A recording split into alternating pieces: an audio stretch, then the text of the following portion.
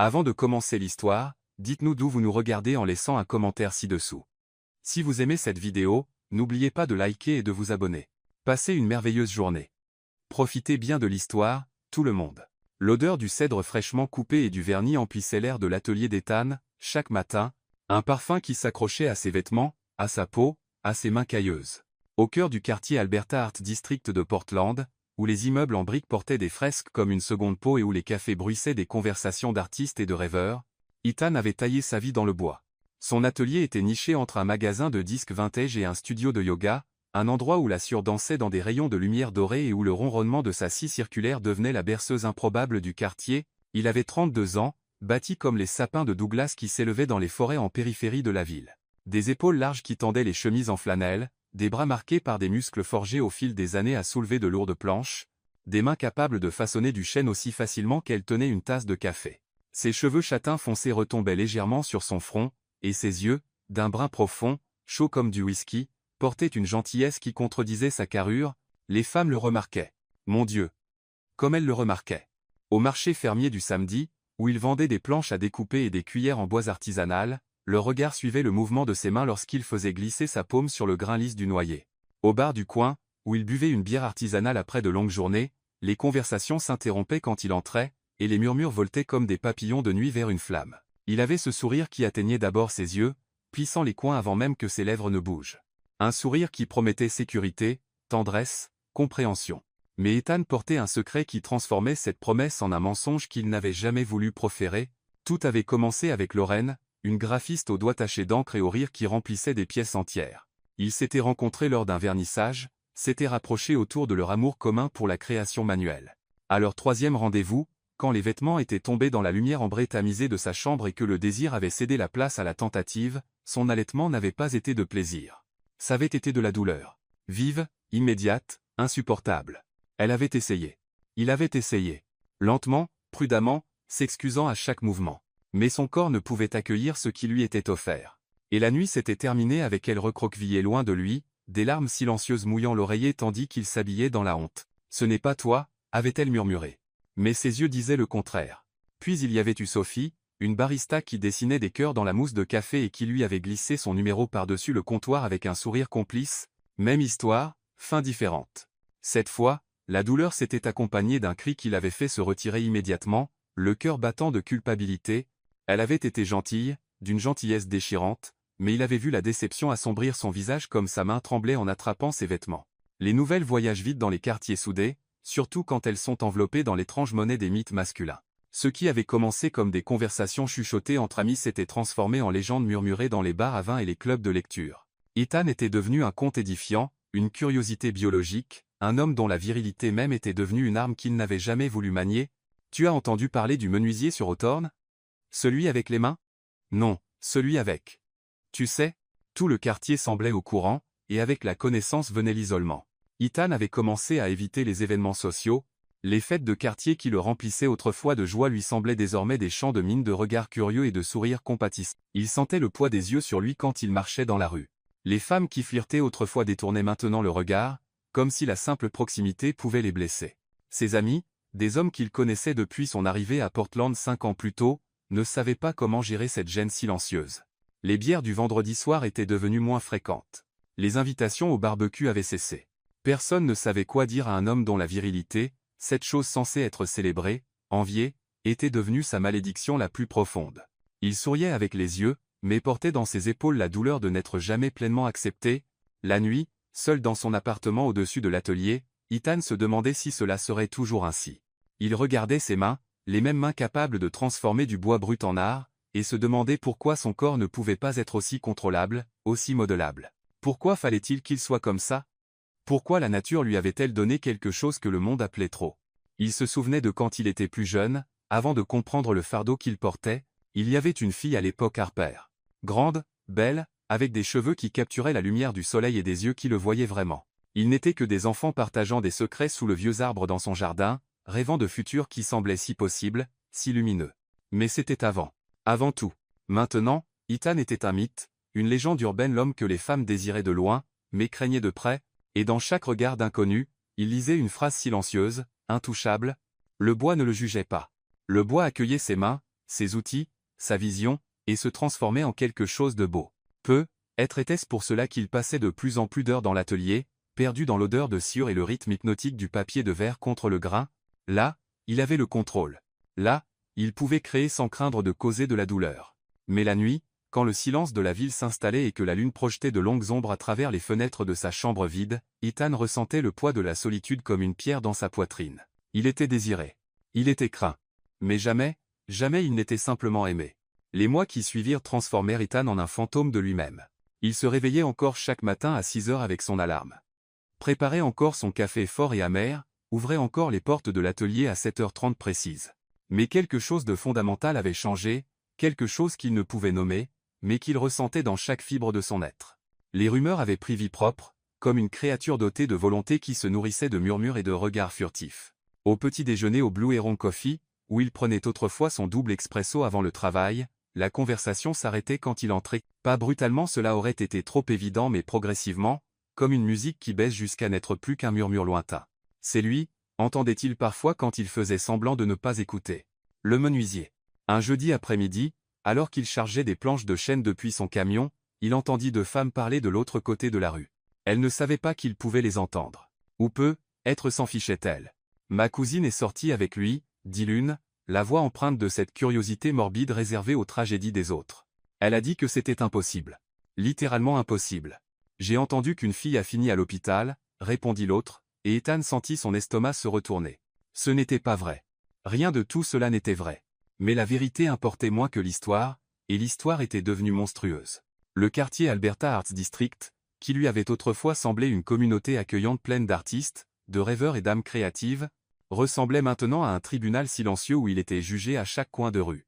Les femmes qui souriaient autrefois quand il passait détournaient maintenant le regard. Certaines le regardaient avec quelque chose qui ressemblait à de la pitié, une pitié qui brûlait plus que n'importe quelle insulte. Et les hommes étaient pires à leur manière. Ses amis, ou ceux qu'il considérait comme tels, commencèrent à s'éloigner comme la marée basse. Ryan, avec qui il jouait au basket tous les dimanches au parc, se mit à trouver des excuses. « Je suis occupé, mec, peut-être la semaine prochaine. » La semaine prochaine n'arrivait jamais. Connor, son copain de bière occasionnel qui riait fort et racontait de mauvaises blagues et rendait la vie plus légère, cessa simplement de répondre aux messages. Les discussions du groupe continuaient. Ethan voyait les notifications, mais quand il tapait quelque chose, le silence qui suivait était assourdissant. Une nuit, il décida de débarquer sans prévenir au bar où il se retrouvait autrefois. Le groupe était là, 5 hommes qu'il appelait frères, la bière perlant dans leurs mains, le rire emplissant l'air enfumé. Quand Ethan s'approcha de la table, le rire s'éteignit. « Salut, les gars », dit-il, essayant de paraître décontracté, mais sa voix trahissait l'incertitude. « Ethan ?» Ryan hocha la tête, mais ne l'invita pas à s'asseoir. « Tout va bien ?» Il essaya encore. « Ouais, juste, tu sais, on parle de trucs. » Connor ne pouvait pas croiser son regard. Le silence s'étira comme du caramel, collant et inconfortable. Ethan resta là encore un moment de trop avant de hocher la tête et de s'éloigner. Personne ne le rappela. Il quitta le bar et marcha dans les rues humides de Portland. La fine pluie d'octobre coulait dans son cou, se mêlant à quelque chose de chaud qu'il refusait de reconnaître comme des larmes. Les enseignes au néon se reflétaient dans les flaques des taches de rose et de bleu qui scintillaient sous ses pieds. Comment les choses en étaient-elles arrivées là? Comment quelque chose de si privé, de si intime, était-il devenu de notoriété publique? Il n'en parlait jamais. Jamais. Les femmes parlaient, puis leurs amis parlaient, puis les amis de leurs amis, jusqu'à ce que l'histoire ne concerne plus Ethan l'homme. Elle concernait Ethan le mythe. Ethan l'impossible. Ethan l'intouchable. Dans chaque regard d'inconnu, il lisait une phrase silencieuse. Intouchable. L'atelier devint à la fois son sanctuaire et sa prison. Il arrivait plus tôt, partait plus tard. La sueur dans ses poumons lui semblait plus propre que l'air extérieur, lourd de jugement. Ses mains qui causaient tant de problèmes quand elles touchaient la peau étaient parfaites quand elles touchaient le bois. Il créa une table de salle à manger en noyer avec des détails de marqueterie si complexes qu'ils ressemblaient à de la dentelle. Il y passa 60 heures, chaque minute une évasion. Quand il la termina enfin, poli jusqu'à briller comme du verre sombre, il resta là à la contempler et se demanda qui s'y assoirait. Quelle famille rirait, mangerait et vivrait autour de cette belle chose qu'il avait faite? Pas la sienne. Jamais la sienne. Une cliente vint la chercher un mardi, une femme d'une quarantaine d'années au sourire chaleureux et aux yeux bienveillants. « Elle est magnifique », soupira-t-elle en passant les doigts sur le plateau. « Vous avez des mains magiques. » Ethan se fit rire. Des mains magiques. Il avait déjà entendu ça, mais maintenant les mots portaient un poids différent. « Una ironia cruelle. » Merci, parvint-il à dire. Elle paya, le remercia encore et partit avec les déménageurs qu'elle avait engagés. L'atelier redevint vide, résonnant de silence. Cette nuit-là, Ethan s'assit par terre dans son atelier, le dos contre le mur, une bouteille de bourbon à moitié vide à côté de lui. La lune passait par le puits de lumière, projetant de longues ombres bleutées sur les outils suspendus scie, rabots, ciseaux chacun à sa place, chacun avec son but. Il se demanda quel était le sien. Être admiré de loin, désiré mais jamais touché, craint pour quelque chose qu'il n'avait pas choisi, pas demandé, qu'il ne pouvait pas changer. Il pensa de nouveau à Harper, comme il le faisait toujours les nuits les plus sombres. Harper, qui le regardait comme s'il était simplement lui pas trop peu, juste Ethan. Elle était partie il y a si longtemps, emmenée par sa famille dans un autre état, et il n'avait jamais essayé de la retrouver. Que dirait-il? Eh, tu te souviens de moi? Je suis ce gars dont tout le monde n'arrête pas de parler pour toutes les mauvaises raisons. L'homme au bois solide et à l'âme sensible s'effaça lentement jusqu'à se cacher complètement. Il but directement à la bouteille, le liquide brûlant sa gorge, et ferma les yeux. Dans le noir, il pouvait prétendre être quelqu'un d'autre, quelqu'un de normal. Quelqu'un qui pouvait entrer dans un bar sans silence gênant. Quelqu'un qui pouvait toucher une autre personne sans causer de douleur. Quelqu'un qui n'était pas si complètement, si dévastement seul. Mais quand il ouvrit les yeux, la réalité était toujours là. Les outils, la sueur, le vide, et les murmures. Toujours les murmures. Les souvenirs ont une odeur. Ethan l'avait découvert des années plus tôt quand le parfum de cannelle et de pomme l'avait instantanément transporté dans la cuisine de sa grand-mère lui, 8 ans, les petites mains enfouies dans la pâte à tarte, et il y avait une autre odeur qui le hantait les nuits d'insomnie. L'herbe coupée, les fraises mûres, et quelque chose de floral qu'il n'avait jamais pu identifier, l'odeur des étés avec Harper. Elle apparaissait dans ses pensées comme un souffle de soulagement, une brise fraîche par un jour étouffant surtout maintenant, quand le poids de la solitude pesait sur sa poitrine comme de l'eau remplissant les poumons. Les nuits les plus difficiles, quand le bourbon ne suffisait pas à faire taire les murmures résonnant dans son esprit, il se permettait de se souvenir. Ils avaient 10 ans quand ils s'étaient rencontrés. La famille d'Harper venait d'emménager à côté. Et Ethan était dans le jardin en train d'essayer de construire une cabane avec des cartons, un projet d'ingénierie ambitieux qui s'effondrait sans cesse. Il entendit la voix avant de la voir. To fight somehow. Il faut une structure interne. Ethan leva les yeux et resta bouche bée. La fille debout à la clôture était grande. Pas simplement grande pour une fille de 10 ans, vraiment grande. Elle le dominait d'au moins 15 cm, être plus. Ses cheveux châtain-miel étaient attachés en 2 tresses désordonnées, et ses yeux verts brillaient d'une intelligence vive. Je sais construire une cabane, avait-il répondu, sur la défensive comme seuls les enfants de 10 ans peuvent l'être. Clairement pas, avait-elle souri. Et il y avait quelque chose dans ce sourire, aucune méchanceté, juste de l'honnêteté qui fit rire Ethan. Elle sauta la clôture avec une aisance athlétique, et en une demi-heure ils avaient la cabane la plus incroyable du quartier, avec toit et fenêtre. Ils s'assirent dedans, genoux pliés, et partagèrent une boîte de biscuits qu'Harper avait apportée. « Je m'appelle Harper », dit-elle en lui tendant la main avec une formalité comique. « Ethan », répondit-il en la serrant. Et ainsi tout commença. Ils étaient les exclus de la cour de récré, elle pour être trop grande, lui pour être trop silencieux. Pendant que les autres enfants jouaient au foot ou à la corde à sauter, Ethan et Harper construisaient des mondes. Ils transformaient le vieux arbre dans son jardin en navire pirate, en château, en station spatiale. Ils passaient des heures là, haut, les jambes pendantes des branches, inventant des histoires où ils étaient des héros et où personne ne les jugeait. « Maman dit que j'arrêterai bientôt de grandir », dit Harper un jour alors qu'elle avait 12 ans et mesurait déjà 1,70 m. Sa voix portait un espoir fragile qui brisa le cœur d'Ethan. « Pourquoi? Tu es parfaite comme ça », avait-il répondu avec l'honnêteté brutale de la jeunesse. Elle le regarda, surprise, puis sourit, ce sourire qui donnait un sens au monde d'Ethan. Mais elle ne cessa pas de grandir. À 15 ans, Harper mesurait 1,83 m, toutes jambes et maladresse adolescente. Les garçons à l'école faisaient des blagues. Les filles chuchotaient. Elle commença à marcher voûtée, essayant de se rapetisser, essayant de disparaître. « Tiens-toi droite », disait Ethan chaque fois qu'il la voyait comme ça. Lui aussi avait grandi à 15 ans, il avait déjà des épaules larges et de grandes mains qui promettaient la taille à venir. « Tu es comme un arbre, Harper. Les plus grands sont toujours les plus beaux. » Pour lui, Harper n'était pas grande. Elle était faite sur mesure pour ses yeux. Ils avaient 16 ans, quand tout changea. C'était l'été, l'air épais du parfum des roses du jardin de la mère d'Harper. Ils étaient allongés sur l'herbe sous leur arbre, regardant les nuages passer, un rituel qu'ils avaient gardé depuis l'enfance. « Je déménage », dit soudain Harper, la voix plate, comme si elle essayait de ne pas ressentir les mots. La tête d'Ethan se tourna brusquement. « Quoi? Papa a eu un boulot à Seattle. On part à la fin du mois. » Le monde d'Ethan bascula. « Seattle ? C'était loin. Vraiment loin.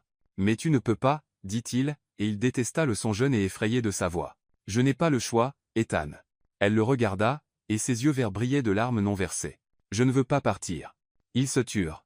Le chant des grillons commençait à monter, emplissant l'air de leur chanson nocturne. Fraises et fleurs. Il sentait son parfum mêlé à l'herbe. Il voulait dire tant de choses, voulait dire qu'elle était la seule personne qui le faisait se sentir appartenir quelque part. Vouloir dire que quand il la regardait, il voyait un avenir. Pas le vague avenir dont rêvent les adolescents, mais quelque chose de concret, de réel, de possible. Mais il avait 6 ans, et les mots restaient coincés dans sa gorge comme des pierres. Le jour où elle partit, il alla chez elle.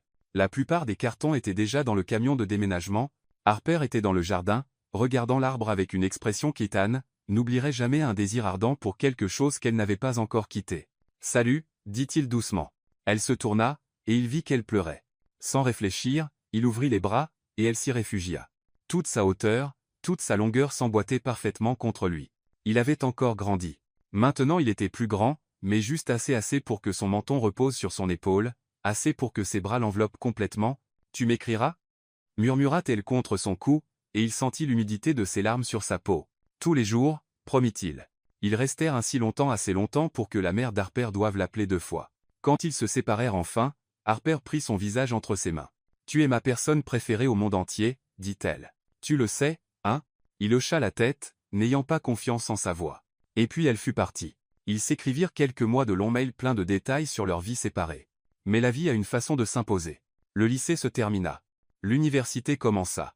Les mails devinrent plus courts, plus espacés, jusqu'à cesser complètement. Il ne pouvait pas, car Harper était la preuve qu'au moins une fois quelqu'un l'avait vraiment vu et ne l'avait pas trouvé trop ou trop peu. Maintenant, assis par terre dans son atelier vide, le bourbon brûlant son estomac, Ethan se demanda où elle était, ce qu'elle faisait, si elle pensait encore à lui, si elle avait trouvé quelqu'un qui la voyait comme il l'avait toujours vue, pas comme trop grande, mais comme exactement parfaite. Il ferma les yeux et la vit clairement. 15 ans, toutes jambes et sourire timide, disant qu'elle était trop grande comme si c'était un défaut. « Tu es parfaite », avait-il dit. Et il le croyait vraiment. Il le croyait encore. Il existe une douleur spécifique à perdre quelqu'un qui est encore en vie, une amputation émotionnelle où le membre fantôme continue de faire mal des années plus tard. Ethan connaissait cette douleur intimement. Elle vivait dans sa poitrine juste sous les côtes, un poids constant qu'il avait appris à porter comme une partie de lui-même. Ce dernier après-midi avec Harper restait préservé dans sa mémoire avec une clarté cruelle, chaque détail tranchant comme du verre brisé, chaque moment capable de couper s'il le touchait mal. C'était août, le genre de journée où la chaleur de l'été commençait à céder la place à la promesse de l'automne. Le ciel était d'un bleu profond, impossible, qui n'existe qu'à la fin de l'été, et les feuilles du vieux arbre dans le jardin d'Harper bruissaient d'une brise qui sentait le changement. Ethan avait passé toute la matinée à essayer de trouver les bons mots. Il avait répété des discours devant le miroir de la salle de bain, écrit et déchiré 3 lettres différentes, répété des déclarations en prétendant ranger sa chambre, mais maintenant, debout devant sa maison, voyant le camion de déménagement presque complètement chargé, tous ces mots soigneusement choisis s'évaporèrent comme de la rosée sous le soleil. La mère d'Harper était sur le porche, emballant les derniers objets dans des cartons. Elle vit Ethan et sourit un sourire triste qui disait qu'elle comprenait d'une certaine façon ce qui se passait dans son cœur. « Elle est derrière, chérie », dit-elle doucement. « Dans l'arbre. » Bien sûr qu'elle y était. Ou ailleurs. Ethan contourna la maison, ses converses s'enfonçant légèrement dans l'herbe encore humide de rosée matinale.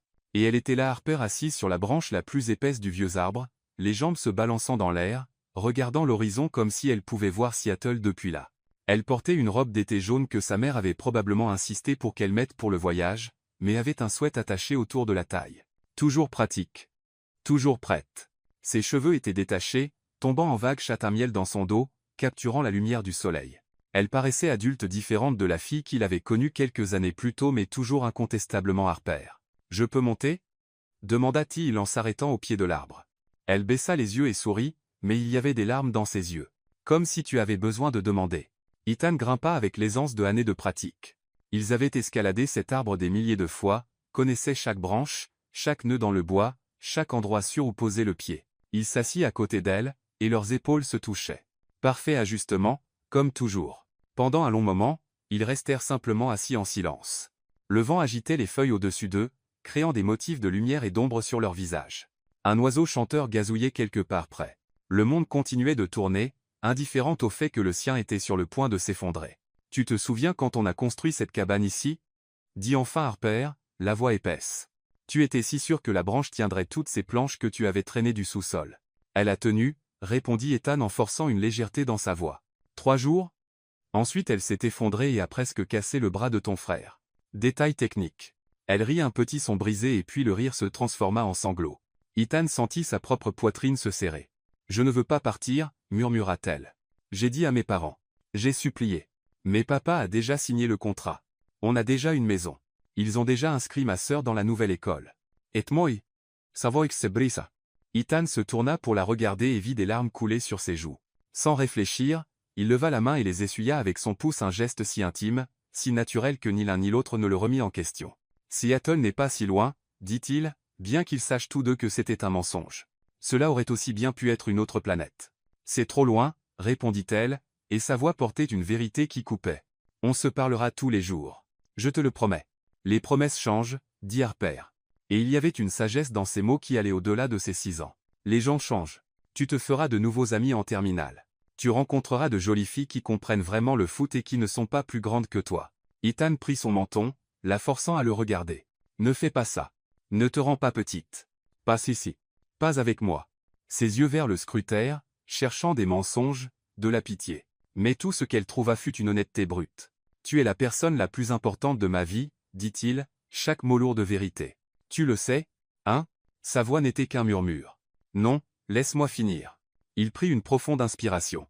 C'était la partie qu'il avait répétée, la partie qui comptait. Tu es comme l'air.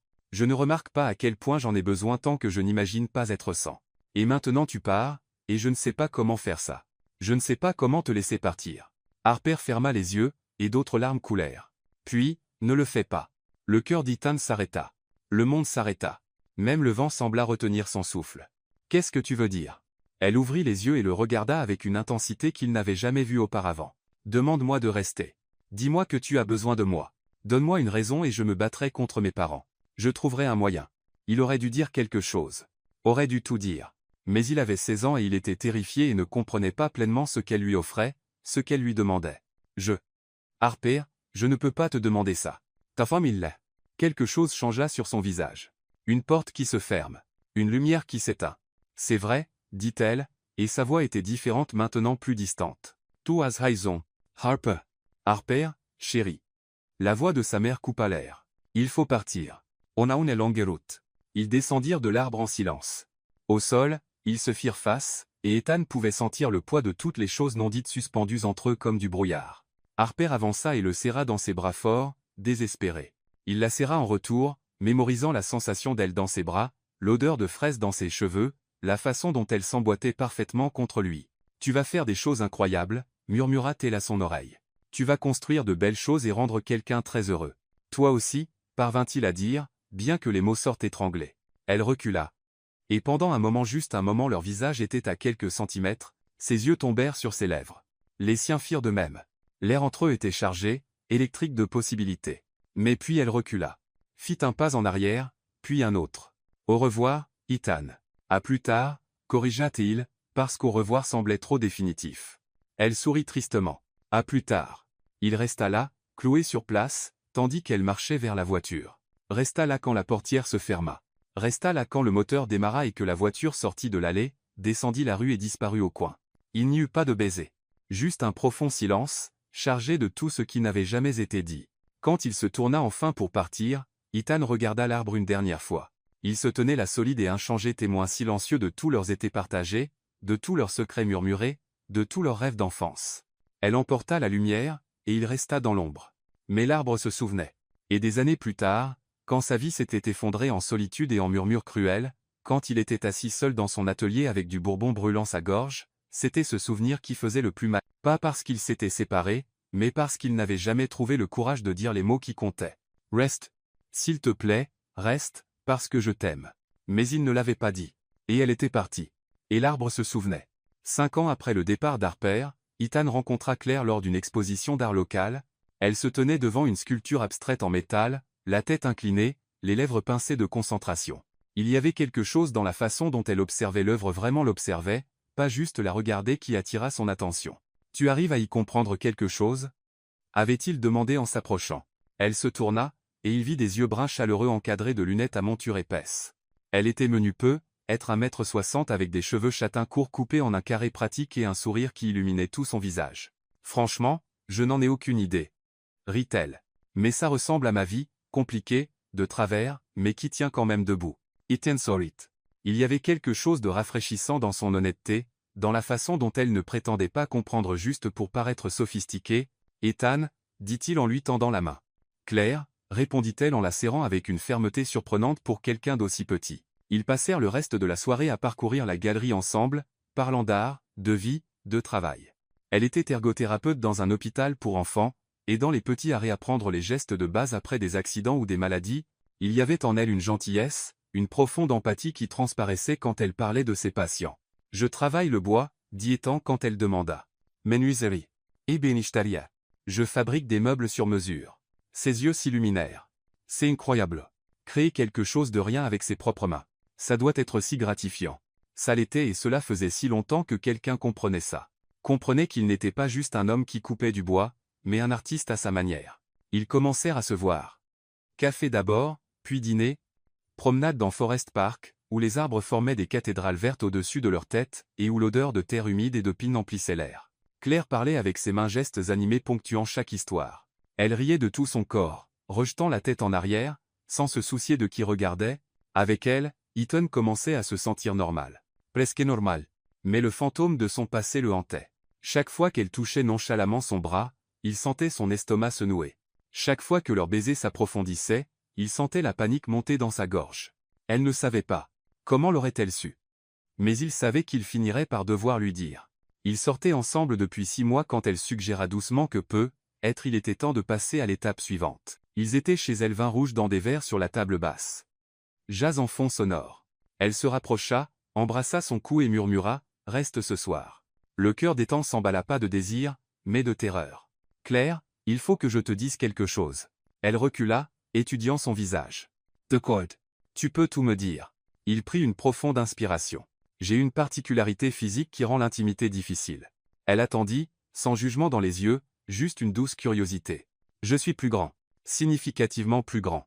Et ça a causé des problèmes. De la douleur pour les femmes avec qui j'ai essayé. » Il ne pouvait pas la regarder en parlant. Il fixait ses mains traîtresses si douées avec le bois et si destructrices avec la chair. « Regarde-moi, » dit doucement Claire. Il obéit, s'attendant à voir de la pitié ou, pire, de la peur. Mais ce qu'il vit fut de la réflexion. Elle traitait l'information, l'analysait comme le font les thérapeutes. « D'accord, » dit-elle enfin. « Merci de me l'avoir dit. Ça change certaines choses, mais ça ne change pas ce que je ressens pour toi. Claire, laisse-moi finir. » Elle prit ses mains. L'intimité, ce n'est pas seulement la pénétration, Ethan. Il y a 1000 façons de se connecter à quelqu'un, de donner et recevoir du plaisir. Si c'est un défi à relever, alors on le relèvera ensemble. L'espoir fleurit dans sa poitrine comme une plante fragile. Tu es sûr? Je travaille à aider les gens à s'adapter à des corps qui ne fonctionnent pas comme ils le voudraient. Je peux appliquer la même créativité ici. Elle sourit. En plus, je t'aime beaucoup. Je ne vais pas laisser l'anatomie se mettre en travers de ça. Ils essayèrent. Mon Dieu, comme ils essayèrent. Claire fit des recherches, consulta discrètement des collègues, acheta des livres sur la sexualité alternative. Ils explorèrent le toucher, le plaisir oral, les jouets, les positions et pendant un temps, un bref et magnifique temps, cela sembla fonctionner. Ethan apprit à donner du plaisir d'une façon qu'il n'avait jamais envisagée. Claire était patiente, communicative, prête à expérimenter. Mais il manquait quelque chose.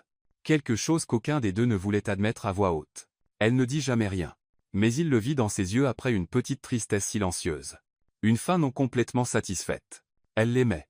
Il le savait. Mais son corps voulait quelque chose que le sien ne pouvait donner sans causer de douleur. Ils se marièrent 2 ans plus tard lors d'une petite cérémonie dans le jardin d'un ami sous un dais de guirlandes lumineuses et de fleurs sauvages. Claire était magnifique dans une simple robe en dentelle, et quand elle dit oui, il y avait de vraies larmes de joie dans ses yeux. Ethan crut à cet instant que l'amour suffirait. Ce ne fut pas le cas. La première année fut bonne. La deuxième plus difficile. À la troisième, le silence entregrandit comme une chose vivante, occupant l'espace où il y avait autrefois conversation et rire. Ils s'aimaient encore, c'était la partie la plus cruelle. Ils se souciaient encore profondément l'un de l'autre, se respectaient encore, riaient encore aux blagues de l'autre. Mais le manque de connexion physique complète commença à créer une fissure qui s'élargit lentement en un gouffre. Claire ne se plaignit jamais, ne le blâma jamais, mais il le vit dans la façon dont elle soupirait quand elle pensait qu'il n'écoutait pas, dans la façon dont son regard s'attardait quand elle voyait des couples se toucher nonchalamment, dans la façon dont elle s'éloignait légèrement quand il tendait la main vers elle au lit. Une nuit d'hiver, 4 ans après le mariage, elle s'assit sur le canapé à côté de lui et prit sa main. « Ethan » dit-elle doucement, et il sut à son ton que quelque chose se brisait. « Il faut qu'on parle. » Son estomac se noua. « D'accord. Je t'aime. Tu le sais, hein? Je sais. Et tu es l'un des meilleurs hommes que j'ai jamais rencontrés. Gentil, talentueux, attentionné. » Des larmes emplirent ses yeux. « Mais je ne peux plus continuer comme ça. J'ai essayé. Mon Dieu, comme j'ai essayé. Mais il manque quelque chose, et ça me ronge de l'intérieur. » Il hocha la tête parce qu'il savait. Bien sûr qu'il savait. Il le ressentait aussi, le vide là où aurait dû être la plénitude, la faim qu'aucune autre forme d'intimité ne pouvait complètement combler. « Je ne t'en veux pas, continua-t-elle, la voix brisée. Ce n'est pas ta faute, mais ce n'est pas non plus ma faute si je veux tout. Et je me sens si égoïste de dire ça. » « Tu n'es pas égoïste, dit Ethan, et il le pensait vraiment. Tu mérites tout ce que tu veux. Tu mérites quelqu'un qui peut te le donner. Je ne veux pas quelqu'un d'autre. Je te veux toi. Il finit pour elle. Mais tu ne peux pas avoir les deux. Elle sanglota, couvrant son visage de ses mains. Ethan la serra dans ses bras, et ils restèrent ainsi longtemps pleurant, se tenant, pleurant un mariage qui mourait non par manque d'amour, mais par manque de capacité. Les divorces fut amiable, si une telle chose existe. Ils divisèrent les biens équitablement, gardèrent une communication respectueuse, promirent de rester amis. Tu trouveras quelqu'un, dit Claire le jour où elle finit de déménager ses affaires. Quelqu'un qui te correspondra dans tous les sens qui comptent. Toi aussi, répondit-il, bien qu'il n'y crût pas pour lui-même. Elle embrassa sa joue, un dernier geste d'affection, et puis elle fut partie. Ethan resta dans l'appartement vide, entouré d'espace où se trouvaient autrefois ses affaires. L'étagère à moitié vide, le crochet vide dans la salle de bain où pendait autrefois sa robe de chambre, le silence, là où résonnait autrefois son rire. Claire partit. Ethan resta une fois de plus seul et blessé. Il manquait quelque chose entre eux, quelque chose que l'âme demandait et que le corps ne pouvait donner. Et dans l'obscurité grandissante de cet après-midi d'hiver, Ethan se demanda si ce serait toujours ainsi aimé à moitié, désiré, mais jamais pleinement accepté. Condamné à vivre à l'intersection entre désir et impossibilité. Le bois ne le rejetait jamais. Le bois répondait toujours à ses mains. Peut-être, pensa-t-il, était-ce tout ce qu'il méritait. L'hiver après le divorce fut le plus sombre qu'Ethan ait jamais vécu, pas seulement au sens métaphorique, bien que ce le fût certainement, mais littéralement. Portland plongea dans des semaines de pluie incessantes, le genre qui transforme le monde en nuances de gris et fait du soleil un mythe oublié.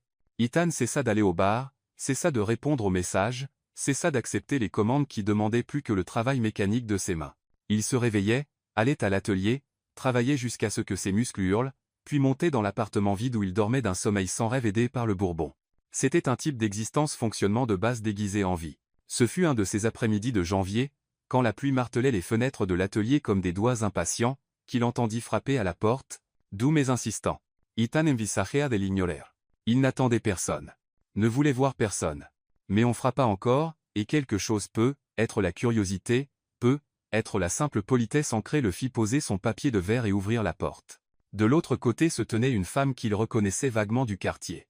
Miss Ellie, comme tout le monde l'appelait, bien qu'il ne sache jamais si c'était vraiment son nom ou juste un titre de respect. Elle devait avoir un peu plus de 70 ans, peut-être plus, avec une peau sombre qui semblait polie par le temps jusqu'à briller, et des yeux qui portaient le poids de la sagesse acquise au fil de décennies de vie vécue. Elle portait un manteau matelassé violet contre la pluie et tenait un panier couvert d'un tissu à carreaux. « Ethan » dit-elle, et sa voix portait le doux accent du Sud-Américain. « Je peux entrer ? Je suis trempé ici dehors. » Bin Soa. Décholé. Il ouvrit plus grand la porte, lui faisant de la place pour passer. Miss Ellie entra avec la familiarité de quelqu'un qui ne doute jamais de son accueil. Ses yeux balayèrent l'atelier, les outils bien rangés, l'assure sur le sol, le projet à moitié terminé sur l'établi, et elle hocha la tête comme pour approuver. « Vous avez des mains talentueuses, dit-elle en posant le panier sur une table propre. J'ai vu la table que vous avez faite pour la famille Carter. Magnifique. Absolument magnifique. Merci, murmura Ethan, ne sachant pas trop quoi faire de ses mains. Il les fourra dans les poches de son jean. J'ai apporté de la soupe, dit-elle en soulevant le tissu pour révéler un récipient en verre encore fumant. Poulet aux légumes, recette de ma mère, et du pain que j'ai cuit ce matin. Miss Ellie, vous n'auriez pas dû. Bien sûr que je n'étais pas obligée, l'interrompit-elle, ses yeux rencontrant les siens avec une intensité qui le fit taire. Mais j'en avais envie. Maintenant, vas-tu t'asseoir et manger tant que c'est chaud, ou vas-tu continuer à faire semblant que tout va bien alors qu'on sait tous les deux que ce n'est pas le cas? La franchise le désarma. Ethan sentit quelque chose se déplacer dans sa poitrine, quelque chose qui était coincé depuis des mois. Je ne sais pas si j'ai des assiettes propres en haut. Allos on mange ici. Elle cherchait déjà autour d'elle, trouvant 2 verres propres qu'il utilisait pour l'eau pendant le travail. As-tu des cuillères? 15 minutes plus tard. Ils étaient assis sur des tabourets en bois qu'Ethan avait fabriqués, mangeant la soupe directement dans le récipient avec des cuillères dépareillées. La pluie continuait son chant contre le toit. L'odeur d'ail et de thym emplissait l'air, se mêlant au parfum familier du bois. Miss Ellie ne parla pas pendant qu'il mangeait, juste mangea avec une appréciation silencieuse, cassant de temps en temps un morceau de pain et lui en passant un. Il y avait quelque chose de profondément réconfortant dans sa présence, pas intrusive, juste solide, comme un arbre ancien qui existait bien avant vous et continuerait bien après. Quand ils eurent fini, elle posa sa cuillère et le regarda directement. « Tu te caches ?» dit-elle. Ce n'était pas une question. Ethan regarda ses mains. « Je travaille. Le travail et la vie ne sont pas la même chose, mon fils. Tu respiras, moi tu n'avispas. Il y a une différence. » Il ne répondit pas. Que pouvait-il dire? Puis-je te poser une question? Miss Ellie n'attendit pas la permission. Qu'est-ce qui t'empêche, selon toi, d'être heureux? Il s'arrêta, cherchant les bons mots. Mon corps. Mon anatomie. Je suis trop. Je fais mal aux gens que je veux toucher. Je repousse les gens que je veux garder près de moi. Miss Ellie hocha lentement la tête, comme si elle réfléchissait profondément. As-tu déjà entendu parler des bonsaïs? Le changement de sujet le déconcerta. Les petits arbres? Oui. Tu prends un arbre qui grandirait naturellement à 20, 30 mètres et tu le gardes petit par une taille soigneuse, une manipulation des fils. Certains disent que c'est de l'art. D'autres que c'est de la cruauté. Elle marqua une pause. Quoi en penses-tu? Je ne sais pas. Je n'y ai jamais réfléchi. L'arbre n'est pas cassé, Ethan. Il n'est pas malade. On le force juste à être quelque chose qu'il n'est pas naturellement. Et quand on arrête de le forcer, quand on le plante dans le bon sol avec le bon espace, il grandit exactement comme il doit. Ses yeux retinrent les siens. Tu n'es pas cassé, mon fils. Tu n'as simplement pas encore trouvé le bon sol. La gorge d'Ethan se serra. Mais j'ai fait mal aux gens. Tu as essayé de rentrer dans des espaces qui n'étaient pas faits pour toi. Ce n'est pas ta faute. Ce n'est pas leur faute. C'est juste une incompatibilité. Elle tendit la main, posant sa main ridée mais chaude sur la sienne. Mais quelque part là-dehors, il y a quelqu'un pour qui tu n'es pas trop. Quelqu'un pour qui tu es exactement parfait. Comment pouvez-vous le savoir? Parce que j'ai vécu 83 ans sur cette planète. Et une chose que j'ai apprise, c'est que la nature ne fait pas d'erreur. Tout a sa place, son but, sa contrepartie. Tu n'as simplement pas encore trouvé la tienne. Ethan sentit quelque chose d'humide sur sa joue et réalisa, surpris, qu'il pleurait pas en sanglotant, juste des larmes silencieuses coulant alors que des années de honte et de solitude trouvaient enfin une issue. Miss Ellie ne dit rien, juste tint sa main et le laissa pleurer. Quand il se ressaisit enfin, elle se leva, ramassant les récipients vides. « Tu n'es pas ton corps, Ethan, dit-elle doucement. Tu es ton cœur, ton talent, ta gentillesse, ta capacité à créer de la beauté à partir de rien. » Elle désigna l'atelier autour d'eux. « Tout ça c'est qui tu es. Le reste n'est que l'emballage. » « Mais l'emballage compte, dit-il, la voix rauque. « Bien sûr qu'il compte. Mais il ne définit pas, ne limite pas, ne condamne pas. » Elle prit son visage entre ses mains, le forçant à la regarder. « Trouve ta force à l'intérieur, et le corps se modèlera à l'âme. Tu comprends? » Il n'était pas sûr de comprendre, mais il hocha la tête quand même. « Bien. » Elle sourit, un sourire qui illuminait tout son visage, transformant les rides en cartes de joie vécue. « Maintenant, tu vas promettre quelque chose à la vieille Miss Ellie. Quoi? Tu vas arrêter de te cacher. Tu vas ressortir dans ce monde. Tu vas te rappeler que tu mérites l'amour, un amour vrai, complet, inconditionnel. » Ses yeux transpercèrent les siens. « Promets. » Le mot resta coincé dans sa gorge. Faire cette promesse semblait impossible, comme s'engager à voler. Mais il y avait quelque chose chez Miss Ellie, dans sa certitude inébranlable, dans sa gentillesse farouche qui le fit vouloir y croire. « Je promets, murmura-t-il. Bon garçon. » Elle embrassa son front, un geste maternel qui lui rappela sa propre mère, morte 5 ans plus tôt. « Maintenant, je te laisse le reste de la soupe. Tu manges, tu te reposes, et demain tu recommences. D'accord? D'accord. » Elle alla à la porte, puis s'arrêta et se retourna. « Ethan, une dernière chose. La personne que tu attends, elle t'attend aussi. Ne la fais pas attendre trop longtemps. » Et puis elle fut partie, ne laissant que l'odeur de soupe, la chaleur de sa présence, et une petite graine d'espoir qu'Ethan ne savait pas pouvoir encore pousser. Cette nuit-là, pour la première fois depuis des mois, il ne but pas de bourbon jusqu'à s'évanouir. Au lieu de cela, il s'assit près de la fenêtre à regarder la pluie et pensa aux arbres, comment ils grandissent, comment ils s'adaptent, comment ils trouvent leur chemin vers la lumière même plantés dans l'ombre. Les mots de Miss Ellie résonnaient, « Tu n'es pas ton corps, tu es ton cœur. » Et pour la première fois depuis aussi loin qu'il s'en souvienne, Ethan commença à croire que être juste peut, être elle avait raison. Le printemps arriva à Portland comme une promesse murmurée. Les cerisiers explosèrent en nuages roses, le long des rues. L'air perdit enfin sa morsure hivernale. Les journées s'étiraient paresseusement jusqu'au soir. Ethan avait recommencé à sortir lentement, comme quelqu'un qui teste une glace fine. Promenade matinale dans le parc. Café au Blue Héron sans regarder par-dessus son épaule. Petit pas de retour dans le monde. Ce fut un samedi d'avril que tout changea. Il était au marché fermier du quartier, pas pour vendre, juste pour marcher, regarder, laisser le mouvement et le bruit de la vie se produire autour de lui.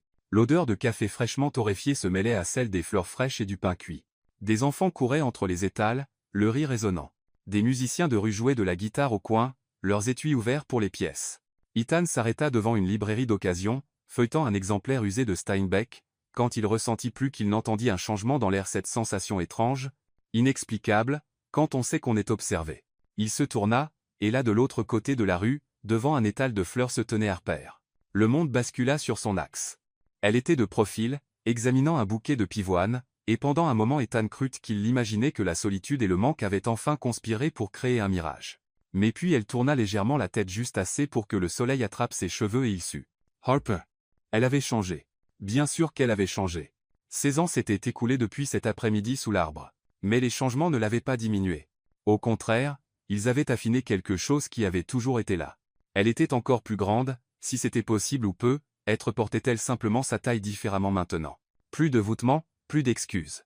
Elle portait une robe verte qui coulait jusqu'à mi-mollet et une veste en jonc jetée sur les épaules. Ses cheveux châtain-miel étaient plus longs, tombant en vagues dans son dos. Mais c'étaient ses yeux même à distance, il reconnaissait ses yeux verts qu'il avait vus quand personne d'autre ne le faisait. Le cœur d'Ethan martelait contre ses côtes comme un oiseau essayant de s'échapper. Ses mains commencèrent à transpirer. Devait-il aller vers elle? Devait-il juste rester là? Et si elle ne se souvenait pas de lui? Et si elle se souvenait mais s'en fichait? Avant qu'il puisse décider, elle se tourna complètement, et ses yeux rencontrèrent les siens à travers la foule. La reconnaissance fut instantanée. Il le vit dans l'écarquillement de ses yeux, dans la façon dont sa bouche s'ouvrit légèrement, dans la façon dont elle lâcha le bouquet qu'elle tenait. Pendant un moment suspendu dans l'ambre, aucun d'eux ne bougea. Le monde continuait de tourner autour d'eux, mais ils étaient des points fixes ancrés par une histoire partagée et des années de silence. Puis Harper saw it. Ce n'était pas le sourire timide de la fille qu'il se souvenait. C'était quelque chose de plus plein, plus confiant, mais toujours incontestablement le sien. Et elle se mit à marcher longues enjambées, regard fixe traversant la rue vers lui comme si les 16 années entre eux n'étaient que des jours. Ethan ne pouvait pas bouger. Il était cloué sur place, tenant un livre dont il avait complètement oublié l'existence, la regardant approcher comme un rêve dont il pourrait se réveiller à tout moment. Elle s'arrêta à 1 mètre. Et de près elle était encore plus belle qu'il ne s'en souvenait pas d'une beauté lisse de magazine, mais d'une beauté réelle de quelqu'un qui avait vécu. Zoufert. Grandi. Il y avait de fines rides autour de ses yeux qui parlaient de beaucoup de rire. Il y avait une force dans sa mâchoire qui n'était pas là à 16 ans. Il y avait une plénitude à sa présence qui rendait l'air autour d'elle plus dense, plus vivant. Ethan, dit-elle. Et entendre son nom dans sa voix après si longtemps était comme entendre une musique qu'il ne savait pas avoir oubliée. Harper. Sa propre voix sortit inégale. Tout est là. Je suis là. Elle rit un petit son incrédule. Mon Dieu, tu as l'air. Grand, proposa-t-il, essayant l'humour pour masquer le fait qu'il tremblait. Adulte, corrigea-t-elle. Et il y avait quelque chose dans ses yeux en le détaillant qui fit monter la chaleur dans sa peau. Tu es magnifique, Ethan. Il ne savait pas quoi répondre. Alors il dit la première chose qui lui vint. Toi aussi. Tu l'as toujours été. Quelque chose s'illumina sur son visage, plaisir, souvenir, quelque chose de plus profond qu'il ne pouvait nommer. Je peux te serrer dans mes bras? Demanda-t-elle. Et il y avait une vulnérabilité dans cette question qui brisa quelque chose en lui. S'il te plaît. Elle avança et enroula ses bras autour de lui. Et mon Dieu, elle s'emboîtait parfaitement. Toujours, après toutes ces années, après toute la croissance et le changement, elle s'emboîtait encore contre lui comme 2 pièces du même puzzle. Sa tête reposait sur son épaule. Son parfum, quelque chose de floral mais avec une note boisée, emplissait ses sens. Il pouvait sentir sa chaleur à travers sa chemise, le rythme régulier de sa respiration. Ils restèrent ainsi trop longtemps pour que ce soit anodin, mais aucun ne recula. Autour d'eux, le marché continuait, gens passant, conversation coulant, mais ils étaient une île de calme au milieu du chaos. Quand ils se séparèrent enfin, Harper garda ses mains sur ses bras comme pour maintenir le contact physique. « Qu'est-ce que tu fais ici ?» demanda Ethan. « Je pensais Seattle. Je suis revenu il y a 3 semaines. » Ses pouces bougeaient inconsciemment contre ses biceps, petits cercles qu'il sentait à travers le tissu. « J'ai un poste d'architecte dans un cabinet ici, et je voulais rentrer à la maison. Portland est la maison. Ses yeux rencontrèrent les siens. Ça l'a toujours été, même quand ça ne l'était pas. Il y avait tant de poids dans ces mots, tant de choses non dites. Un café? Se surprit-il à dire. Je connais un endroit. Sauf si tu es occupé. Je ne suis pas occupé. Elle le dit si vite qu'ils rirent tous les deux un rire nerveux, soulagé. Un café serait parfait. Ils marchèrent côte à côte dans les rues du Alberta Arts District, et c'était à la fois surréaliste et parfaitement naturel. Leurs bras se frôlaient occasionnellement, envoyant de petites étincelles de conscience à travers lui. Elle pointa les changements dans le quartier nouveau bâtiment, boutique qui avait remplacé les anciennes, et il combla les vides, racontant des histoires sur la communauté qui s'était développée pendant son absence. « Tu fais toujours des meubles » demanda T en tournant à un coin. « Oui. J'ai un atelier sur Hawthorne. Je peux le voir » Il hésita. L'atelier était son espace privé, son sanctuaire. Mais c'était Harper, et il se surprit à vouloir qu'elle comprenne qui il était devenu. Bien sûr. C'est sur le chemin, en fait. 15 minutes plus tard, ils étaient à l'atelier. Ethan ouvrit la porte, et la familiarité de l'espace, l'odeur de sueur et de vernis, la lumière filtrant par les hautes fenêtres, les outils précisément organisés calma ses nerfs. Harper entra lentement, ses yeux absorbant tout. Elle passa ses doigts le long d'une table qu'il finissait, sentant le grain du bois, la douceur de la surface. Il y avait une révérence dans son toucher qui serra sa poitrine. « Ethan, murmura-t-il. C'est incroyable. Tu es incroyable. Ce n'est que du bois. » Elle se tourna vers lui, et il y avait une intensité sur son visage qui lui coupa le souffle. « Ce n'est pas que du bois. C'est de l'art. C'est toi transformant quelque chose de brut en quelque chose de beau. » Elle fit un pas plus près. « Tu as toujours eu ce don. Même quand on était enfant, cette cabane qu'on a construite. Tu voyais des possibilités là où personne d'autre ne les voyait. Tu as aidé. Tu as dirigé. » Un autre pas. Ils étaient si proches maintenant qu'il pouvait voir les reflets dorés dans ses yeux verts, compter chaque tache de rousseur sur ses joues. « Tu as toujours dirigé, Ethan. » Yasuivaisyosta. Sa respiration était inégale. Celle d'Harper aussi. L'air entre eux était épais, chargé d'années d'absence et de la proximité soudaine et écrasante. « Tu m'as manqué, dit-il, et les mots sortirent avant qu'il puisse les arrêter. Tous les jours. Tous les fichus jours. » Ses yeux se remplirent de larmes. « Moi aussi. J'ai essayé de ne pas essayer de passer à autre chose, de construire une vie, mais il y avait toujours cette partie de moi qui restait ici avec toi sous cet arbre. Il y avait tant de silence entre eux, mais maintenant chaque geste parlait de désir contenu. « Rapa. Embrasse-moi, murmura-t-elle. S'il te plaît. J'aille attendu ans. Ne me fais pas attendre plus longtemps. » Et il l'embrassa. C'était comme rentrer à la maison et découvrir un nouveau pays en même temps. Ses lèvres étaient douces, chaudes, bougeant contre les siennes avec un besoin qui égalait le sien. Ses mains montèrent dans ses cheveux, et il enroula ses bras autour de sa taille, la plaquant contre lui. Elle allaita contre sa bouche, et le son alla droit dans son sang. Il approfondit le baiser, et elle répondit avec la même ferveur, ses doigts agrippant sa chemise comme s'ils pouvaient disparaître si elle lâchait. Quand ils se séparèrent enfin, ils étaient tous deux essoufflés, front pressés l'un contre l'autre, cœur battant à contretemps. C'était. Commença-t-elle. 6 ans en retard. Finit-il. Elle rit un son riche, heureux et l'embrassa encore, plus bref cette fois mais pas moins intense. Dîne avec moi, dit-elle contre ses lèvres.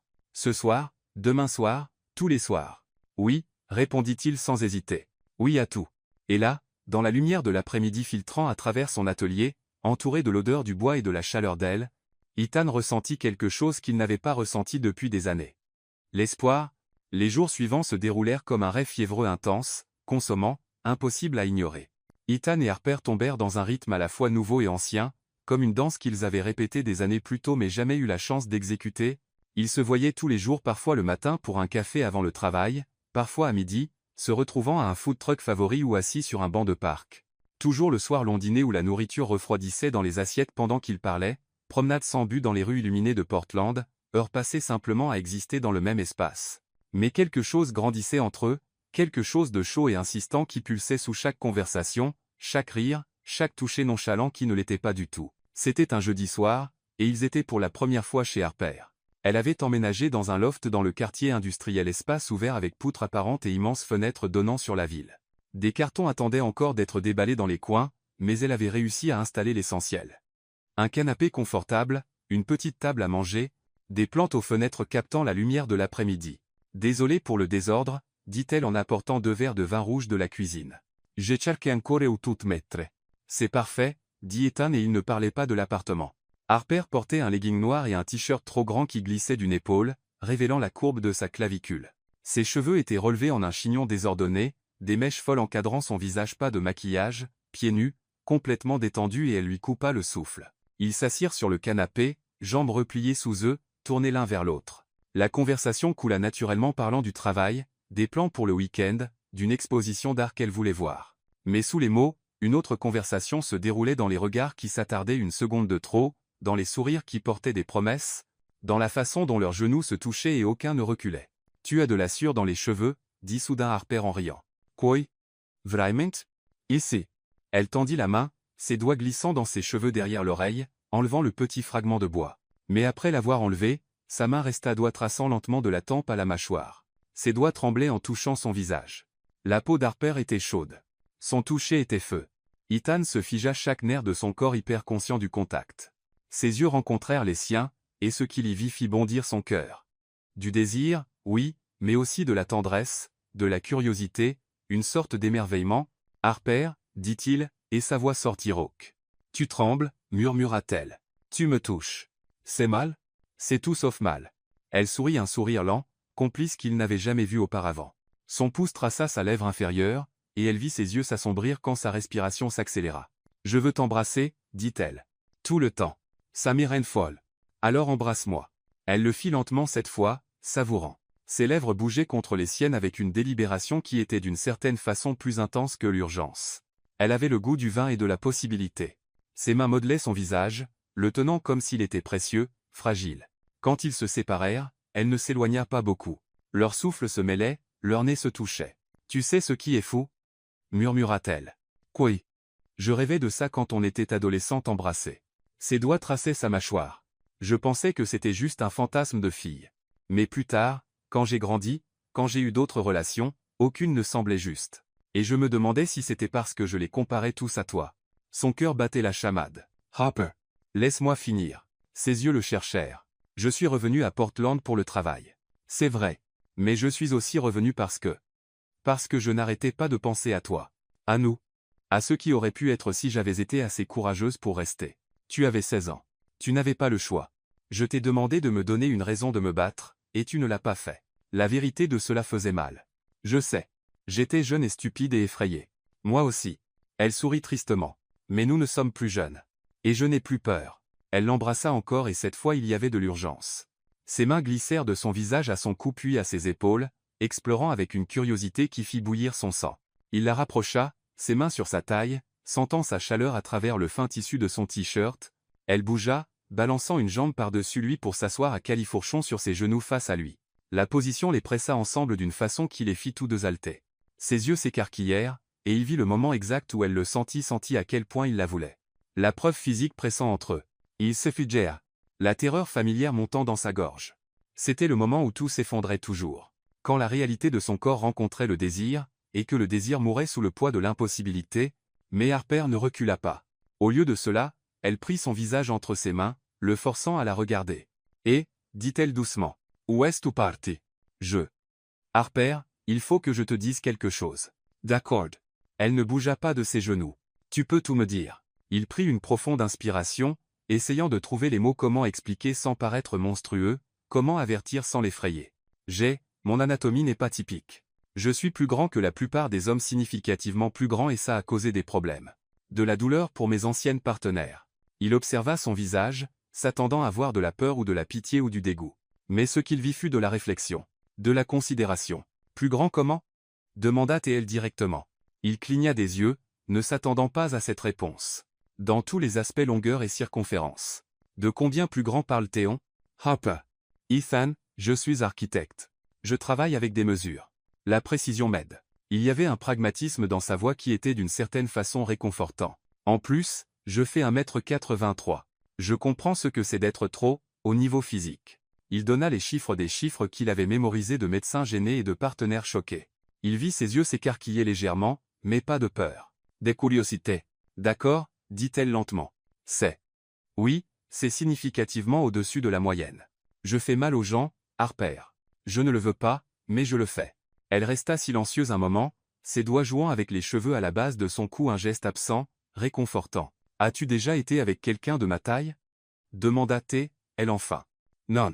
Pas avant toi. Alors être, dit-elle lentement, que le problème n'était pas que tu étais trop, c'était qu'elles étaient trop petites. La simplicité de cette affirmation le stupéfia. Pas qu'elles étaient trop petites ce qui les ferait victimes mais que l'ajustement n'était simplement pas compatible. Aucun blâme, aucune faute, juste incompatibilité. Miss Ellie a dit quelque chose de similaire, murmura-t-il. Miss Ellie est sage. Harper se pencha et embrassa son front, puis son nez, puis ses lèvres d'où touche rassurante. Écoute, je ne vais pas prétendre savoir comment ça va marcher, mais je ne vais pas non plus fuir sans essayer. Si tu veux essayer. Si tu me veux. Si je te veux. Il rit presque à l'absurdité. Harper, je te veux depuis que j'avais 10 ans et que je ne savais pas ce que vouloir signifiait. Je te veux. Tellement que ça fait mal. Elle sourit ce sourire lent qui faisait chavirer son estomac. Alors lentement, dit-elle. On va lentement et on communique et on trouve ensemble. Elle les pressa son front contre les siennes. J'ai confiance en toi, Ethan. Je l'ai toujours eu. Ils restèrent ainsi front contre front, souffles entrelacés jusqu'à ce que la tension quitte lentement ses épaules. Reste ce soir, murmura-t-elle. Pas pour. Pas encore. Juste resta. Je veux dormir dans tes bras. Je veux me réveiller et te voir. On peut faire ça? Oui, dit-il, et ce fut le mot le plus facile qu'il ait jamais prononcé. Oui, on peut faire ça.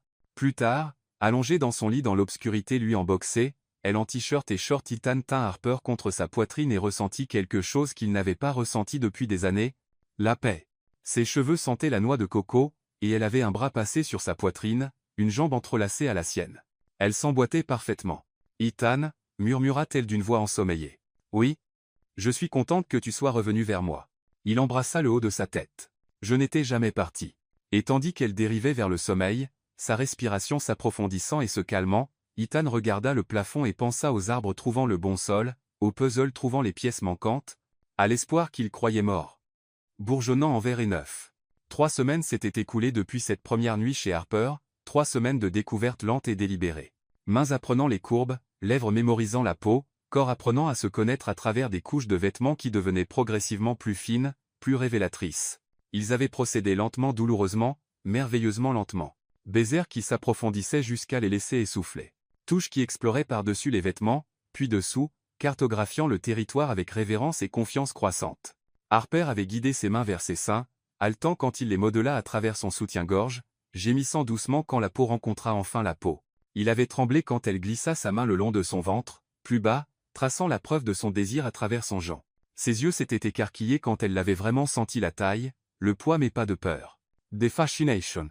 De détermination. Mon Dieu, Ethan, avait-elle murmuré cette nuit-là, sa main encore sur lui. Tu es vraiment impressionnant. Effrayant? Avait-il demandé, à peine capable de former des mots. Défiant? Avait-elle corrigé, et il y avait une lueur dans ses yeux à la fois joueuse et absolument sérieuse. Mais je n'ai jamais fui les défis. Maintenant c'était un soir de mai, l'air chaud et lourd du parfum des fleurs sauvages et de l'herbe fraîchement coupée. Harper avait suggéré qu'il visite son ancienne maison. La famille qui y vivait maintenant venait de déménager, et la propriété était vide, en attente de nouveaux occupants. Elle était restée en contact avec les propriétaires au fil des ans, et il lui avait donné la permission de visiter une dernière fois. Le vieil arbre était toujours là. Il se dressait dans le jardin, exactement comme Ethan s'en souvenait, branches épaisses s'étendant comme des bras accueillants, feuilles murmurant des secrets au vent nocturne. La pleine lune pendait bas dans le ciel, baignant tout d'argent et d'ombre. Waouh, souffla Harper, sa main trouvant la sienne. C'est exactement comme dans mon souvenir. Plus grand, dit Ethan. Ou peut être qu'on était plus petit. Ils marchèrent jusqu'à l'arbre, et Harper passa sa main sur l'écorce rugueuse, un geste de salutation, de reconnaissance. Ethan fit de même, et les souvenirs affluèrent. Tous ces étés, tous ces secrets partagés, toutes ces possibilités non vécues, c'était ici, dit doucement Harper, que j'ai réalisé que je t'aimais. J'avais 15 ans, et tu m'apprenais les différents types de bois comme tu le faisais toujours, adorable nerf que tu étais, et le soleil se couchait, et la lumière était sur ton visage d'une façon particulière, et j'ai pensé, oh, Jaime Jegachon. Le cœur d'Ethan se serra. Tu ne me l'as jamais dit. J'avais peur. Elle se tourna pour le regarder. Peur que tu ne ressentes pas la même chose. Peur de ruiner notre amitié. Peur de tout. Ses doigts tracèrent sa mâchoire. Mais je n'ai plus peur. De quoi as-tu peur? De te perdre encore. De gaspiller plus de temps. Ses yeux le cherchèrent dans le clair de lune. Je te veux, Ethan. Complètement. Ce soir. Ah c'est. Son cœur s'arrêta, puis battit violemment. Harper, on n'a pas besoin de se précipiter. On ne se précipite pas. On est prêt. Elle fit un pas plus près, leur corps presque se touchant. Je suis prête. Et toi? Il était terrifié. Il était plein d'espoir. Il était plus excité qu'il ne l'avait jamais été de sa vie. Oui, murmura-t-il. Mon Dieu, oui. Elle sourit ce sourire qui donnait toujours un sens à son monde et l'embrassa. D'abord doucement, puis plus profondément, plus exigeant. Ses mains glissèrent sous son t-shirt, explorant les muscles de son dos, griffant légèrement avec ses ongles d'une façon qui le fit gémir contre sa bouche. Il tint sa taille, la plaquant contre lui, et elle allaita sentant toute l'étendue de son désir pressé entre eux, mais au lieu de reculer, elle se pressa plus près, bougeant ses hanches d'une façon qui envoya des flammes dans ses veines. « Harper » grogna-t-il, son front contre le sien, essayant de garder un peu de contrôle. « J'ai apporté une couverture, murmura-t-elle, dans mon sac. Et d'autres choses lubrifiant, protection. Je me suis préparé, Ethan. » Le côté pratique sa préparation soigneuse, sa considération faillit le défaire. Elle étendit la couverture sous l'arbre à cet même endroit où il s'était assis tant de fois enfant. Mais rien dans ce moment n'était enfantin. L'air était épais d'anticipation, de désir, d'années de manque enfin trouvant résolution. Harper enleva d'abord sa veste, puis passa son t-shirt par-dessus sa tête, révélant un soutien-gorge en dentelle qui lui assécha la bouche. Elle était toute en longues lignes et courbes douces, peau pâle qui brillait au clair de lune. Ses yeux ne quittèrent jamais les siens alors qu'elle déboutonnait son gant, le poussant le long de ses hanches avec sa culotte. Elle se tint nue devant lui sans honte, sans hésitation et elle était la plus belle chose qu'il ait jamais vue. « À ton tour, dit-elle, la voix rauque. Avec des mains qui tremblaient seulement légèrement, Ethan enleva son t-shirt. Il vit ses yeux parcourir sa poitrine, son ventre avec une appréciation évidente. Quand il tendit la main vers sa ceinture, elle avança. « Laisse-moi » murmura-t-elle. Elle déboutonna son gant de doigts assuré, le poussant vers le bas avec son boxer. Et pour la première fois elle le vit complètement tout de lui. Et il observa son visage, cherchant la peur, le doute. Ce qu'il vit fut de l'émerveillement et de la détermination. « Viens ici » dit-elle en s'allongeant sur la couverture, lui tendant les bras. Il alla, couvrant son corps du sien, et la sensation de peau contre peau sur toute leur longueur fut si intense qu'ils gémirent tous les deux. Elle était douce là où il était dur, courbée là où il était angulaire. Ses jambes s'enroulèrent autour de sa taille, et il pouvait sentir la chaleur humide d'elle contre lui si proche, si tentante. Lentement, murmura-t-elle, ses mains encadrant son visage. « On communique, d'accord ?»« D'accord. » Elle tendit la main entre eux, attrapant le lubrifiant qu'elle avait laissé à proximité. « Laisse-moi te préparer, » dit-elle.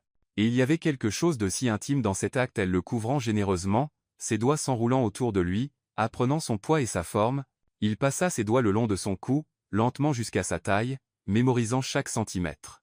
Il explora plus bas, la trouvant chaude et déjà mouillée pour lui. Elle gémit quand il tourna autour de son point le plus sensible, s'arquant contre sa main. « Ethan » souffla-t-elle. « J'ai besoin de toi maintenant. » Il se positionna le bout de lui pressant contre elle et s'arrêta. C'était le moment. Le moment qui finissait toujours en douleur, en déception, en échec, mais Harper tint son visage, le forçant à la regarder. « J'ai confiance en toi, » dit-elle. « Maintenant, fais-moi confiance. » Et lentement si lentement il commença à entrer. Juste le bout d'abord, et il sentit son souffle se couper, sentit sa tension. « Trop » demanda-t-il, déjà commençant à reculer. « Non. Juste lentament. Laisse-moi juste. » Il attendit, tremblant de l'effort de se retenir, jusqu'à ce qu'elle hoche la tête. Un centimètre de plus, puis un autre. Ses yeux ne quittèrent jamais les siens lisant chaque expression, cherchant la douleur. Il y avait de la tension là elle était étirée, définitivement ses muscles s'accommodant de sa taille. Mais il n'y avait pas de douleur. Ses yeux étaient grands, mais d'émerveillement, pas de peur. « Mon Dieu !» Haleta-t-elle. « Chava. Ne t'arrête pas. Ne t'avise pas de t'arrêter. » Il alla plus profond centimètre par centimètre jusqu'à ce que, miraculeusement, il soit complètement en elle, complètement entouré de sa chaleur, de son étroitesse, de son acceptation. Leur souffle était saccadé. Les baisers étaient intenses, humides, affamés. Elle gémit doucement quand il pressa ses lèvres sur son cou. Peau contre peau, touche prudente, reddition absolue. Il entra en elle avec soin et révérence, comme quelqu'un honorant un miracle. Harper enroula ses jambes autour d'étang, yeux fermés, bouche entr'ouverte, corps disant oui à chaque mouvement. « Tu vas bien » murmura-t-elle émerveillée. « Parfaitement. Tu vas parfaitement en moi. » Et il allait bien. Pour la première fois de sa vie, son corps trouva un corps qui pouvait le recevoir complètement sans douleur, sans limite. Elle était assez profonde, assez large, assez forte pour tout prendre de lui. Ils commencèrent à bouger ensemble lentement d'abord, trouvant leur rythme, apprenant ce qui faisait trembler l'autre. Il se soutint sur ses coudes, regardant son visage pendant qu'il bougeait en elle, mémorisant chaque expression de plaisir qui traversait ses traits. « Plus vite » demanda-t-elle, ses ongles griffant son dos. « Je peux le prendre. Je te le promets. » Il accéléra, alla plus profond, et elle cria de plaisir, pas de douleur, mais d'extase pure. Leurs corps trouvèrent un rythme primitif et parfait, ancien et nouveau. « Ethan » gémit-elle, la tête rejetée en arrière, exposant la longue ligne de son cou, « ne t'arrête pas. S'il te plaît, ne t'arrête pas. Jamais. » Jura-t-il contre sa peau. « Je ne m'arrêterai jamais. » Il sentit quand elle commença à se resserrer autour de lui, ses muscles pulsants, sa respiration devenant irrégulière. Elle était proche. Il le sentait. Le voyait. « Viens avec moi. » murmura-t-elle. « Je veux te sentir. » Et quand elle se brisa, quand elle cria son nom vers le ciel nocturne, son corps convulsant autour de lui, il suivit des vagues de plaisir si intenses qu'il vit des étoiles se répandant en elle tandis qu'elle le tenait serré, recevant tout ce qu'il avait à donner. Là, sous l'arbre, il n'y eut plus de douleur. Il y eut du plaisir, de l'acceptation, de l'union, des lendemains. Ils s'effondrèrent ensemble, sueur refroidissant sur leur peau, cœur revenant progressivement à la normale. Ethan roula sur le côté, la tirant dans ses bras, et elle vint volontiers, se blottissant contre sa poitrine, couverts seulement par le clair de lune et la chaleur de leur corps, ils restèrent allongés là. Elle passa sa main sur sa poitrine, traçant des lignes invisibles à travers la sueur et les muscles. Il embrassa son front, murmurant « Tu es tout ». Et Harper répondit « Tu es enfin libre ». Ils restèrent ainsi longtemps écoutant les sons de la nuit autour d'eux. Grillons chantant, feuilles murmurant, le monde continuant de tourner tandis que le leur avait été complètement transformé. « Je t'aime », dit enfin Ethan, les mots qu'il aurait dû dire 6 ans plus tôt trouvant enfin voix. « Je t'ai toujours aimé. Depuis qu'on était enfant. Je ne savais juste pas comment le dire. » Harper leva la tête, ses yeux rencontrant les siens au clair de lune. « Je t'aime aussi », murmura-t-elle. « Je suis revenu pour toi, Ethan. Pour nous. Pour ça. » Elle se pencha et l'embrassa doucement, suavement, promettant. « Et je ne partirai plus jamais. Promise? Promise. » Et sous le vieil arbre qui avait été témoin de leur enfance, qui avait gardé leur secret, qui avait patiemment attendu ce moment, Ethan la crut. Enfin, après des années de solitude, de honte et de douleur, il avait trouvé où il appartenait dans ses bras, dans son corps, dans son amour. Et c'était parfait. 6 mois plus tard, Ethan se réveilla au son de la pluie tapotant doucement contre la fenêtre. Pas la pluie froide et incessante de l'hiver de Portland, mais la fine bruine d'automne qui transformait la ville en nuances d'ambre et de bronze. Il roula dans le lit, tendant la main vers Harper, mais l'espace à côté de lui était vide, les draps encore chauds là où elle avait été. Il la trouva dans la cuisine de leur appartement maintenant, depuis qu'elle avait officiellement emménagé dans l'espace au-dessus de l'atelier 2 mois plus tôt. Elle était sur la pointe des pieds, tendant la main vers une tasse dans le placard du haut, ne portant qu'un des grands t-shirts d'Ethan qui couvrait à peine ses cuisses. « Bonjour », dit-il en enroulant ses bras autour de sa taille par derrière, enfouissant son visage dans son cou. Elle se laissa aller contre lui, laissant échapper un soupir satisfait. « Bonjour, mon amour. » Il ne se lasserait jamais de l'entendre l'appeler ainsi. « Café » proposa-t-elle en se tournant dans ses bras. « Toi » répondit-il en l'embrassant profondément. Quand ils se séparèrent enfin, ils souriaient tous les deux, ces sourires bêta, amoureux qui auraient embarrassé leur version plus jeune mais qu'ils portaient maintenant sans réserve. La vie s'était transformée en quelque chose d'inreconnaissable au cours des mois passés. L'appartement qui avait autrefois été son sanctuaire de solitude était maintenant plein de vie, les plantes d'Harper aux fenêtres, ses livres d'architecture empilés à côté de ses magazines d'ébénisterie, leurs vêtements mélangés dans le placard. Il y avait de nouveaux sons, son rire résonnant contre les murs, la musique qu'elle jouait en cuisinant, le bruit de 2 paires de pas au lieu d'une. Et le quartier avait changé aussi. Ou peu, être qu'Ethan avait changé, et que le quartier ne faisait que le refléter. Les premières semaines après cette nuit, sous l'arbre avaient été prudentes. Il s'attendait encore au regard, au murmure, au jugement. Mais Harper marchait à côté de lui la tête haute, doigts entrelacés aux siens, et quelque chose dans sa confiance, son absence totale de honte commença à changer le récit. Miss Ellie fut la première à le remarquer. Elle les vit ensemble au marché du quartier, et tout son visage s'illumina. « La voilà », dit Miss Ellie en serrant Harper dans ses bras avant même qu'ils aient été officiellement présentés. « La personne que tu attendais. » Harper regarda Ethan, confuse mais souriante. « Miss Ellie disait que tu m'attendais », expliqua Ethan. « Des mois avant que tu reviennes. »« Je le savais », dit Miss Ellie avec cette certitude qui ne vient qu'avec l'âge et la sagesse. « Je savais toujours que vous alliez ensemble. » Et ils allaient ensemble dans tous les sens. Physiquement, oui, leur corps trouvait du plaisir l'un dans l'autre nuit après nuit, apprenant à errer, apprenant, ne se lassant jamais. Mais aussi émotionnellement, intellectuellement, spirituellement. Harper comprenait son amour pour le bois, pour la création. Ethan comprenait sa passion pour le design, pour la transformation des espaces. Ils s'inspiraient mutuellement, se défiaient, se soutenaient. Et lentement le quartier commença à voir ce que Miss Ellie avait vu dès le début. Ryan, son vieil ami qui s'était éloigné, apparut un après-midi à l'atelier avec une expression penaude. « Mec, dit-il, main dans les poches, regardant ses pieds. J'ai été un idiot, un complet idiot et je suis désolé. » Ethan envisagea de le faire souffrir, mais Harper, qui travaillait sur des dessins à son bureau, lui lança ce regard, le regard qui disait « Pardonne. Avance. Choisis la gentillesse. Senestrin, dit Ethan. Est-il Lepensight? Une bière ?» Ils reconstruisirent l'amitié lentement, brique par brique. Et Ryan amena Connor, qui amena d'autres, jusqu'à ce que le groupe soit de retour changé, plus vieux, mais toujours là. Les femmes qui le regardaient autrefois avec pitié ou peur le voyaient maintenant différemment. Parce qu'à côté de lui se tenait Harper confiante, heureuse, évidemment et complètement aimée, et si elle n'avait pas peur de lui, si elle le choisissait chaque jour, alors peu, être que l'histoire qu'elles avaient racontée sur lui était fausse. Lorraine, sa première, l'arrêta dans la rue un jour. Elle était avec un homme, doigts entrelacés, mais elle s'arrêta en le voyant. « Ethan » dit-elle, et il y avait quelque chose dans sa voix du regret, « peut-être. J'ai entendu que tu es fiancé. Félicitations. » « Merci, répondit-il sincèrement. « Je suis désolé pour la façon dont ça s'est terminé. Pour la façon dont j'ai parlé de toi. » Il faillit dire que ce n'était rien, mais Harper serra sa main, un rappel d'être honnête. « Ça a fait mal, dit-il. Mais je comprends. Ce n'était la faute de personne. Juste pas compatible. » Elle hocha la tête, des larmes brillant dans ses yeux. « J'espère qu'elle sait la chance qu'elle a. » « Oui, dit doucement Harper en avançant. Et il sait qu'il a de la chance aussi. Et il le savait. Mon Dieu, comme il le savait.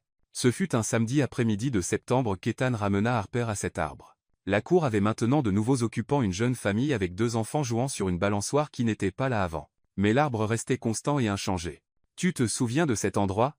demanda Teil, bien que ce soit évidemment une question rhétorique. « Comment pourrais-je oublier ?» sourit-elle en entremêlant ses doigts aux siens. « Ça a changé toute ma vie. La mienne aussi. » Il se tourna vers elle, et son cœur battait si fort qu'il était sûr qu'elle pouvait l'entendre. « Harper, nous nous sommes tenus sous cet arbre quand nous avions 10 ans et avons construit des cabanes. Nous nous sommes tenus ici quand nous avions 6 ans et avons dit au revoir sans dire les mots qui comptaient. Et nous nous sommes tenus ici il y a 6 mois et nous sommes enfin trouvés pour de vrai. » Il s'agenouilla, sortant une petite boîte de velours de sa poche.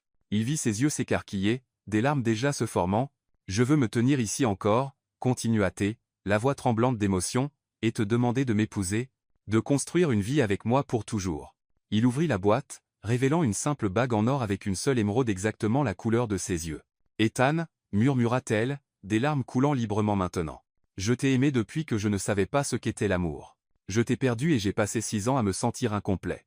Et quand tu es revenu, tu ne m'as pas juste accepté, tu m'as célébré. Tu m'as fait sentir que je n'étais pas trop, mais exactement parfait. » Sa propre voix se brisa. « Épouse-moi.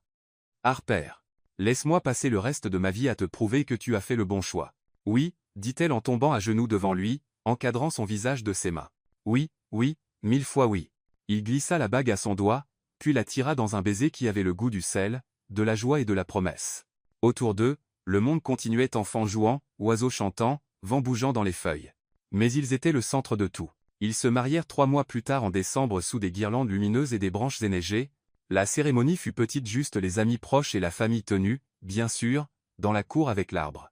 Les propriétaires avaient donné leur permission avec enthousiasme, touchés par l'histoire d'amour qui avait commencé là tant d'années plus tôt.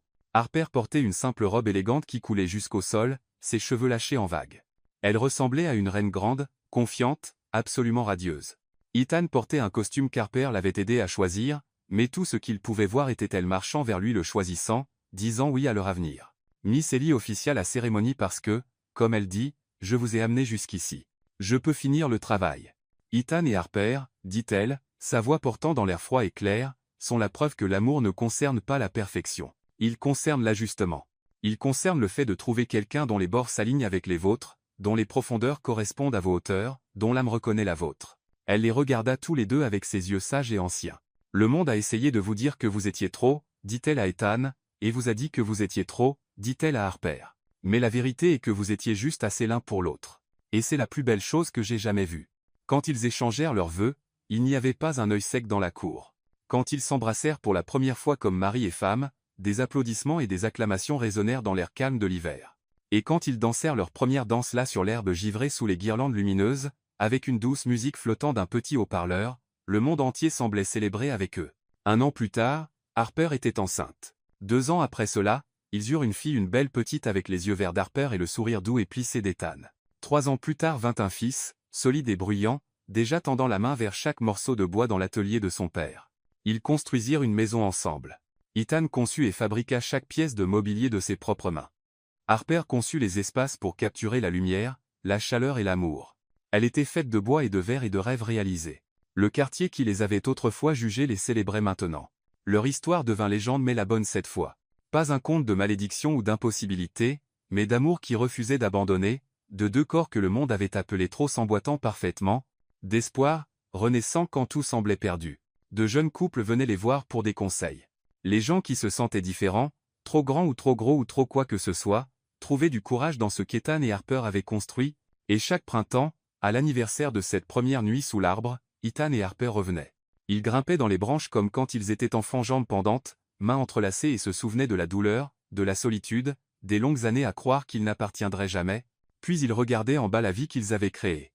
Les enfants riant dans la cour, la maison brillant de lumière et d'amour, eux deux enveloppés l'un dans l'autre comme ils avaient toujours été destinés à l'être. Ils savaient alors que la géante et l'homme à la masculinité exagérée avaient prouvé une simple vérité, le vrai amour ne mesure pas.